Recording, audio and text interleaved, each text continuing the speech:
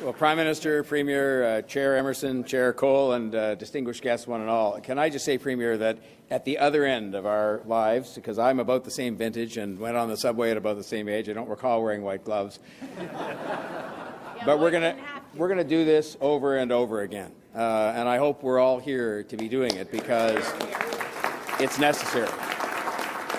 I also want to recognize, before I say a few words about this great day today, the presence of some of my colleagues from City Council, Deputy Mayor Stephen Holliday, Councillors Pasternak, Peruzza, Aujameri, and some councillors who are on the TTC board, Deputy Mayor Denzel Menon-Wong, Joe Mihevik, and Councillor Crisanti. And also there are members of the TTC board here who serve as citizens. You know, I cannot get enough of these occasions where we come here together as partners to celebrate the fact that we are building transit. We're doing more than that. We're working on housing projects and other things that are so important to the life of this city and of this country. And the reason I'm so happy when we come together is because you can see what can be done when we work together. And in that context, I want to recognize, and some of them were alluded to earlier on, but I want to recognize the people who were the heads of the respective governments when this project was initiated. Prime Minister Stephen Harper, former Premier Dalton McGuinty, former Mayor David Miller, and former York Region Chair Bill Fish, because they were the people that finally signed up to do this. And we've seen it through, but they were the people who were the heads of government when it started, and we've arrived today at a day that is a milestone day for rapid transit in the City of Toronto and in York Region. This is the first subway extension that we've opened in 15 years. And I think all of us share the determination together, and you can see it from the way we're working together on so many other transit projects, that we are not ever again going to be waiting 15 years for a significant transit expansion in this region. And I know that the federal and provincial partners are equally determined, because we are partners, and that is a positive development which has occurred and which has to be sustained into the future. One of the first things I learned, literally hours after winning the election to this office in 2014, was that the Toronto-York Spadina subway extension was in trouble. It was over budget, it was well off schedule, a set of circumstances that had developed in prior years. And the CEO of the TTC, Andy Byford, told me that it wasn't likely to open until 2019 and would likely cost hundreds of millions of dollars more if something wasn't done.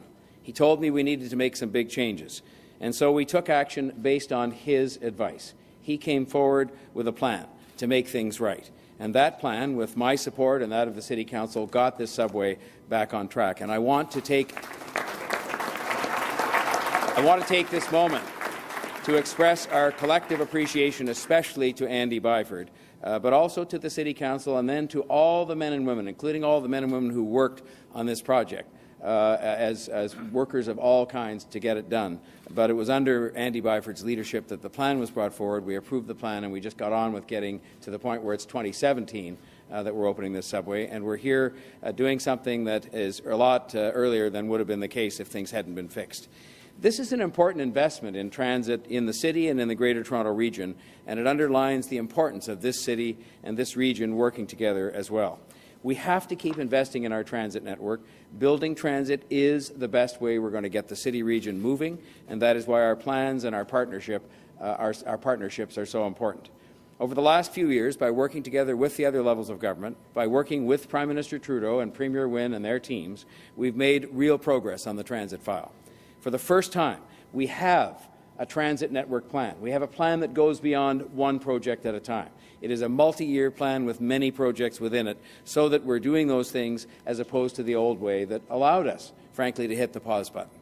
That means that while this subway station we're standing in opens on Sunday to commuters, we are hard at work on many other transit projects. We're getting Smart Track built, and that's being done in partnership with the other governments. Work is actually underway on the relief line. The Government of Ontario has advanced a substantial sum of money. There is actually work being done. It's not just something that's talked about anymore. It's actually getting done. Where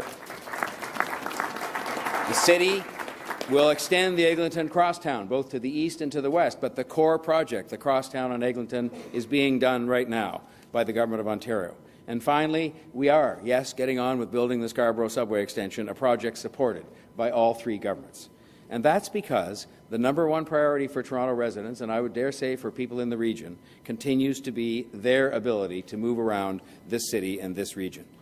Tous nos gouvernements travaillent ensemble, doivent continuer à construire des transports en commun pour lutter contre la congestion routière, attirer de nouveaux emplois et améliorer la qualité de vie des résidents de Toronto. We all know we have to keep on building. I know that we have to keep on building. The provincial and federal governments and all the people who make them up know that we have to keep on building. Good things happen when there is this level of collaboration between and among the different governments. And today, I extend on behalf of the people of the City of Toronto our appreciation for the support of those governments to public transit in Toronto. And I just say to the two heads of the governments, please keep up the good work. More transit is a good thing for our city, it's a good thing for our region, it's a good thing for our province, and it's a good thing for our country. Today is a great day for Toronto, and I'm determined that there will be many more great days, many more grand openings in this city's future, with or without white gloves. Thank you very much.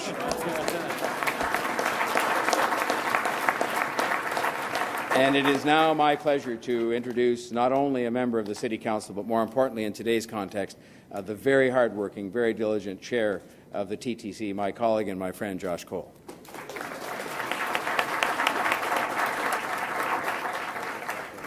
Thank you so much, Mayor Tory. Well, what a day. What a day. What an exciting day to be here. Of course, I'm Josh Cole. About operation costs, what will be the involvement of the York region and the City of Vaughan? They both have contributed for the building of the stations, but what will be the money questions moving forward? If you could answer in both English and French, please.